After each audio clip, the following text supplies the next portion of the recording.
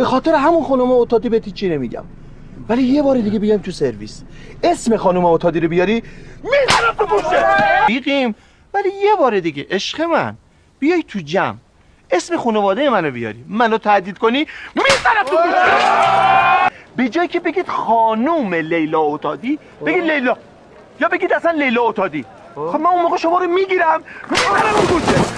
حمیده به حرمت موی سفیدت چی بهت نمیگم، حالا میگذرم، ولی یه بار دیگه افشین جان به جای اینکه بگی خانوم لیلا اتادی بگی لیلا اتادی میگیرمت میزنم تو گوشت.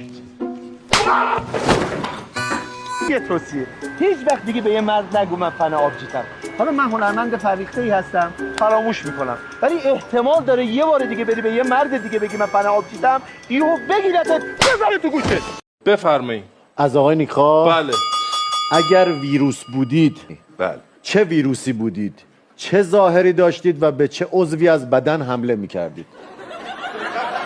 قشنگه. بفرمایید. ویروس کرونا. کرونا بودی؟ آره. چه شکلی بودی؟ مثلا کرم بودم. از ویروس اشتباه رفته. شبیه کرم بودی؟ آره.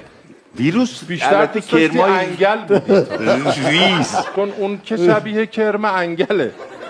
بعد شبیه یه آدمی که مثلا این دندوناش سیاه زده بیرون، چشمای از حدقه در اومده و دستای دراز با انگشتای عجیب و غریب.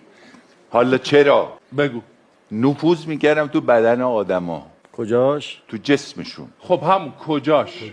کجاشون؟ دقیقاً کجاش؟ کجاشون خوبه؟